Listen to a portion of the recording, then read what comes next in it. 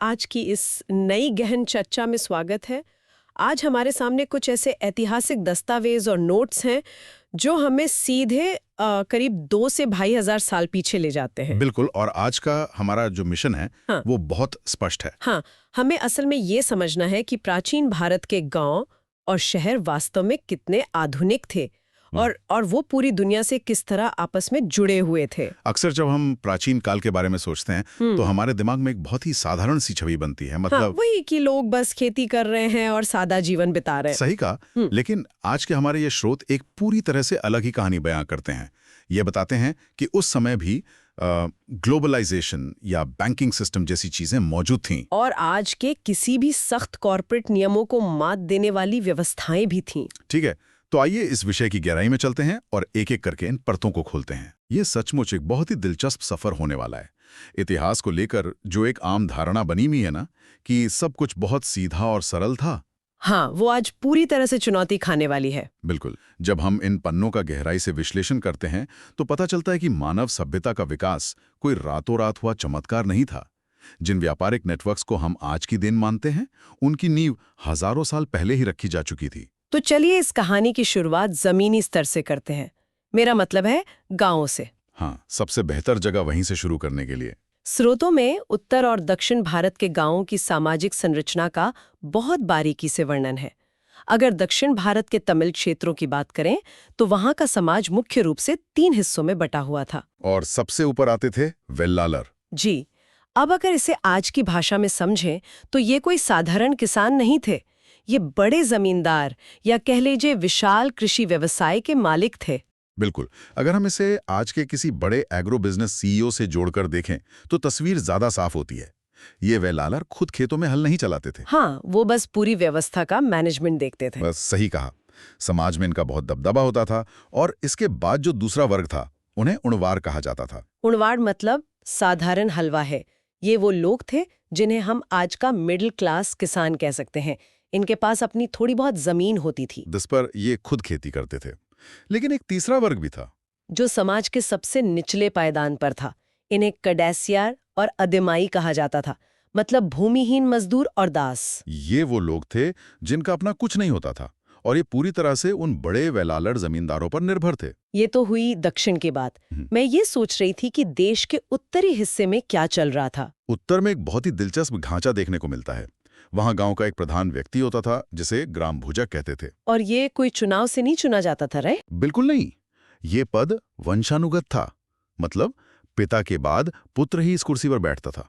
और सबसे बड़ी बात, गांव का जो सबसे बड़ा भूस्वामी होता था अमूमन वही ग्राम भोजक बनता था। ये बहुत स्वाभाविक भी लगता है। जिसके पास सबसे ज्यादा जमीन और पैसा है, सत्ता भी उसी के पास होगी। और यहीं पर राजाओं की राजनीतिक समझ दिखाई देती है। अगर हम इसे बड़ी तस्वीर से जोड़कर देखें तो राजाओं ने एक बहुत ही चतुर चाल चली। उन्होंने अपनी कोई अलग से मशीनरी नहीं लगाई टैक्स वसूलने के लिए। एकदम सही। उन्होंने कर या टैक्स वसूलने का काम इसी प्रभावशाली ग्राम भोजक को सौंप दिया। इसका सीधा सा मतलब है कि राजा ने सत्ता का विकेंद्रीकरण कर दिया था। तो वो सिर्फ एक टैक्स कलेक्टर नहीं था। नहीं, जब गांव में कोई विवाद होता था तो वो जज की कुर्सी पर भी बैठता था और जरूरत पड़ने पर पुलिस का काम भी वही करता था। अरे बाप रे, प्रशासन, न्याय और कानून व्यवस्था तीनों एक ही इंसान के पास। ये तो पुराने दौर के किसी दबंग जमींदार जैसा ही है। हाँ, काफी हद तक। और उत्तर भारत में इन ग्राम भोजकों के अलावा कुछ स्वतंत्र कृषक भी होते थे जिन्हें गृहपति कहा जाता था। ये ज्यादातर छोटे किसान होते थे। और दक्षिण के कड़े सियार की तरह ही उत्तर में दास कर्मकार होते थे जो दूसरों की जमीन पर काम करते थे। इसके अलावा गांवों को चलाने के लिए लोहार, कुम्हार, बढ़ई, ये सब शिल्पकार भी होते थे। यहाँ एक बात जो सबसे ज्यादा ध्यान खींचती है वो ये है कि हमें इन आम लोगों के जीवन की इतनी सटीक जानकारी आखिर मिलती कहाँ से है। हाँ, क्योंकि ये महलों का इतिहास तो है नहीं, ये जानकारी हमें मिलती है संगम साहित्य से। करीब 2300 साल पहले रची गई ये तमिल रचनाएं बेहद खास हैं। मदुरै में हुए कवियों के सम्मेलनों में इन्हें संकलित किया गया था। मतलब ये किसी राजा के चाटुकारिता में नहीं लिखी गई। ये खेतों में काम करने वाले आम लोगों के जीवन का असली दस्तावेज है। बिल्कुल, बिना मिलावट वाला दस्तावेज। किसी को खेती करने की जरूरत नहीं रही होगी। हाँ, इसी सरप्लस अनाज ने लोगों को शिल्पकार और व्यापारी बनने की आजादी दी, जिससे धीरे धीरे शहरों का जन्म हुआ। और शहरों की बात आते ही मेरे पास इन स्रोतों से निकली एक बहुत ही शानदार कहानी है। ये एक जातक कथा है। वो कहानियां जो बौद्ध भिक्षु ने संकलित की थी। हाँ, वही। ये कहानी एक ऐसे गरीब युवक की है जिसका स्टार्टअप आइडिया आज के किसी भी बिजनेस स्कूल में पढ़ाया जा सकता है। उसकी कुल संपत्ति पता है क्या थी? सिर्फ एक मरा हुआ चूहा। एक मरे हुए चूहे से व्यापार की शुरुआत। ये तो सच में किसी आधुनिक एंटरप्रेन्योर जैसी ही सोच लगती है। कहानी कुछ यूं है कि उसने उस मरे हुए चूहे को एक भोजनालय वाले की बिल्ली के लिए एक सिक्के में बेच दिया। अच्छा, पहली कमाई आ गई। हाँ। फिर एक दिन तेज आंधी आई और राजा का बगीचा टूटी टहनियों और पत्तों से भर गया। माली बहुत परेशान था। इस युवक ने माली से सौदा किया कि अगर सारी लकड़ियां उसे दे दी जाएं, तो वो बगीचा साफ कर देगा। माली तो तुरंत मान गया होगा। बिल्कुल। फिर युवक ने पास खेल रहे बच्चों को बुलाया और हर एक टहनी के बदले एक मिठाई देने का वादा किया। बच्चों ने चुटकियों में बगीचा साफ कर दिया। तभी राजा का कुम्हार वहां से गुजरा, जिसे ईंधन चाहिए था। उसने वो सारा ढेर खरीद लिया। जरा इस नजरिए से देखिए कि वो अपनी छोटी सी पूंजी को कैसे लगातार बढ़ा रहा है। उसने बच्चों के श्रम का इस्तेमाल किया, जिसे आज हम आउटसोर्सिंग कहते हैं। हाँ, और फिर सही समय पर खरीदार खोजा। लेकिन असली खेल तो इसके बाद शुरू होता है। उसने एक नई योजना बनाई। वो एक बड़े बर्तन में पानी भरकर शहर के दरवाजे पर गया और वहां घास काटने वाले 500 लोगों को पानी पिलाया। वाह, क्या नेटवर्किंग है ना? वे लोग बहुत खुश हुए और बोले कि हम तुम्हारे लिए क्या कर सकते हैं। युवक ने कहा, जब मुझे जरूरत होगी मैं बताऊंगा। फिर उसने एक व्यापारी से दोस्ती की, जिसने उसे खुफिया जानकारी दी। इनसाइडर ट्रेडिंग की तरह। कुछ वैसा ही। व्यापारी ने बताया कि अगले दिन एक घोड़े का व्यापारी 500 घोड़ों के साथ शहर आ रहा है। ये सुनते ही युवक उन घास काटने वालों के पास गया और उनसे कहा होगा कि मुझे घास दे दो। हाँ, उसने कहा कि वे सब उसे घास का एक एक गट्ठर दें और अपनी घास तब तक न बेचें जब तक उसकी घास न बिक जाए। ओहो, ये तो सीधा सीधा बाजार में एकाधिकार यानी मोनोपोली बनाने की रणनीति है। बिल्कुल।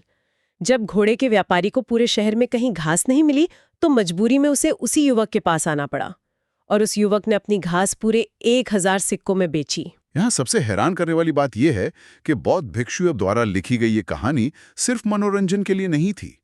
ये हमें उस समय के स्टार्टअप माइंडसेट के बारे में बहुत गहरी बात बताती है। हाँ, कि डिमांड और सप्लाई कैसे काम करती है। बिल्कुल।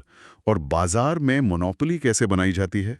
ये दिखाती है कि प्राचीन शहरों में अपनी बुद्धि से एक गरीब इंसान भी अमीर बन सकता था। और जब हम इन 1000 सिक्कों की बात कर रहे हैं, तो स्रोतों में आहत सिक्कों यानी पंचमार्क कॉइन्स का भी जिक्र है। हाँ, ये चांदी या तांबे के टुकड़े होते थे, जिन पर आज के सिक्कों की तरह कुछ लिखा नहीं होता था, बल्कि ठप्पे मारकर निशान बनाए जाते थे। मुझे लगता है इन सिक्कों के चैम में तर्च ने इस कर्तव्य जड़ से बदल दिया होगा। पूरी तरह से। पहले बार्टर सिस्टम चलता था, जहां अनाज के बदले कपड़े या गाय के बदले बर्तन मिलते थे। पर उसमें एक बड़ी समस्या थी। आप अनाज या गाय को सालों तक बचाकर नहीं रख सकते। हाँ, वो सड़ जाएंगे या मर जाएंगे। पर जब आहत सिक्के आए, तो लोगों को अपनी संपत्ति को लंबे समय तक सुरक्षित रखने का एक सटीक पैमाना मिल गया। इसी वजह से लंबी दूरी का व्यापार संभव हो पाया। और इसी व्यापार ने शहरों को नया रूप दिया। लेकिन इन प्राचीन शहरों के बारे में खुदाई में एक ऐसी चीज मिली है जो हैरान कर देती है। कई शहरों में वलय कूप यानी रिंग वेल्स मिले हैं, जो गोल छल्ले होते थे, जिन्हें एक के ऊपर एक रखकर गड्ढों में डाला जाता था। हाँ, इनका इस्तेमाल मुख्य रूप से गुस्लखाना, नाली या कूड़ेदान के रूप में होता था। ये अर्बन प्लानिंग का एक बहुत शानदार उदाहरण है। वलय कूप इस बात का सबूत है कि आम लोगों के घरों के स्तर पर भी साफ सफाई को लेकर कितनी जागरूकता थी। लेकिन यहाँ एक बहुत बड़ा विरोधाभास भी है।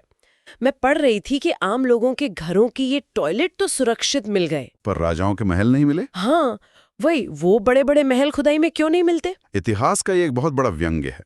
महलों और बड़े बाजारों के अवशेष इसलिए नहीं बचे क्योंकि उस दौर में वो ज्यादातर लकड़ी, कच्ची ईंटों या छप्पर से बनाए जाते थे और जैविक चीजें समय की मार नहीं झेल पाती। बिल्कुल। लेकिन ये वलय कूप पकी हुई मिट्टी के छल्लों से बने होते थे। इसीलिए राजाओं के सिंहासन तो गायब हो गए, लेकिन आम लोगों के पकी मिट्टी से बने ये ड्रेनेज सिस्टम हजारों साल बाद भी हमें मिल रहे हैं। बहुत ही कमाल की बात है ये। अब जब व्यापार की बात हो रही है, तो चलिए थोड़ा भौगोलिक भ्रमण करते हैं। हमारे स्रोतों में एक यूनानी नाविक का यात्रा विवरण है, जिसने बेरेगाजा नाम की जगह के बारे में लिखा है। बेरीगाजा, जिसे आज हम गुजरात के भरूच शहर के नाम से जानते हैं। हाँ, वो नाविक बताता है कि बेरेगाजा की खाड़ी इतनी संकरी और खतरनाक थी कि समुद्र से आने वाले जहाज़ों के लिए वहां तक पहुंचना बहुत बड़ा जोखिम था। इसका मतलब है कि नेविगेशन उस समय भी एक बहुत ही चुनौतीपूर्ण काम था। इसी वजह से राजा ने खास तौर पर स्थानीय मछुआरों को नियुक्त किया था, जो पायलट के रूप में काम करते थे। बिना स्थानीय ज्ञान के वो बंदरगाह एक भूल भुलैया था, और वहां जो सामान आयात और निर्यात होता था उसकी सूची सुनकर लगता है कि हम किसी आधुनिक इंटरनेशनल कार्गो पोर्ट का मैनिफेस्टो पढ़ रहे हैं। शराब, तांबा, टिन, पुखराज, इन सब का आयात होता था।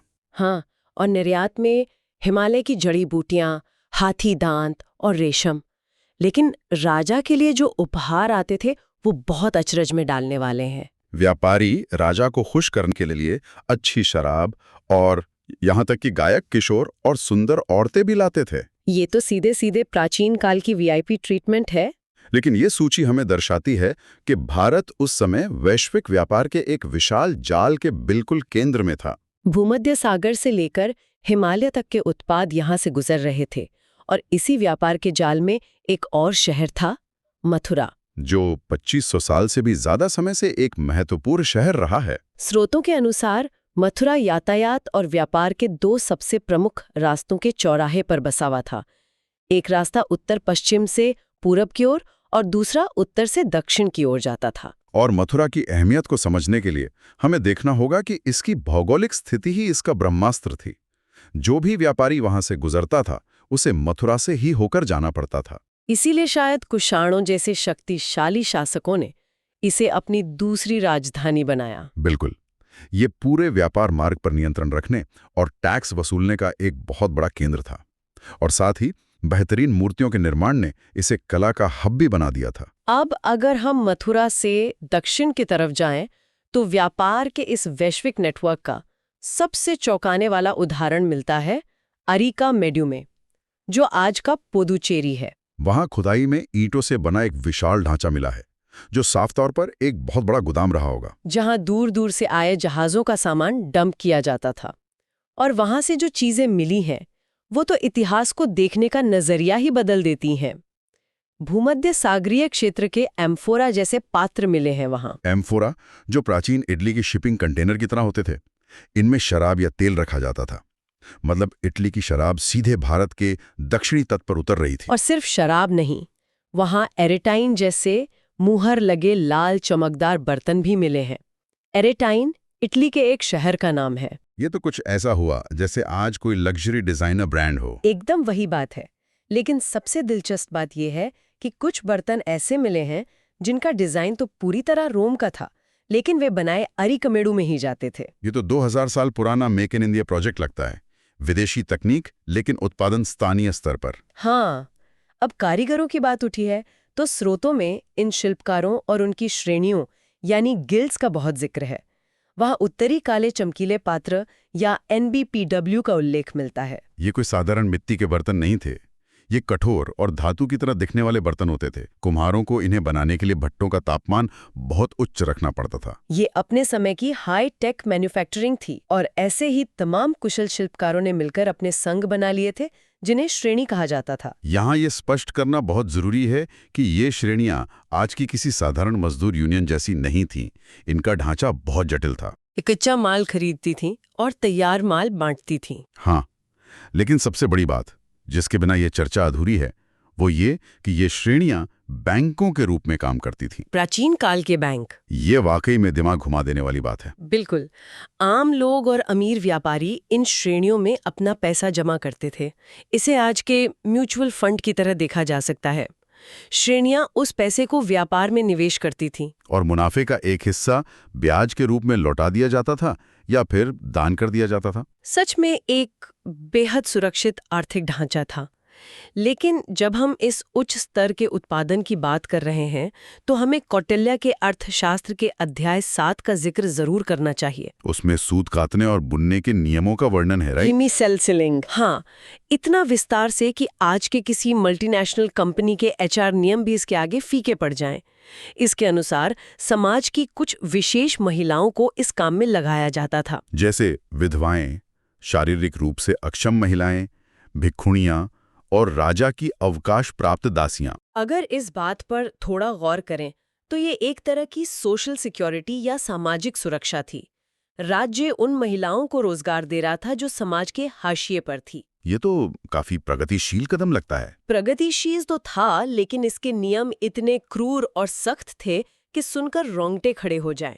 जो औरतें कारखाने जा सकती थीं, उनके लिए लॉगिन का समय तड़के सुबह यानी अंधेरा रहते ही तय था। ताकि उत्पादकता बनी रहे। और मैंने पढ़ा है कि महिलाओं की सुरक्षा का भी एक नियम था। अगर कोई निरीक्षक उस औरत की तरफ गलत नजर से देखता था तो उसे सजा दी जाती थी। ये सुरक्षा का नियम सराहनीय है, लेकिन उत्पादकता को लेकर कोई नरमी नहीं थी। अगर किसी औरत ने टारगेट अचीव नहीं किया तो उसे भारी जुर्माना देना होता था, और कुछ स्थितियों में तो उसका अंगूठा तक काट लिया जाता था। यही वो विरोधाभास है जिसे समझना जरूरी है।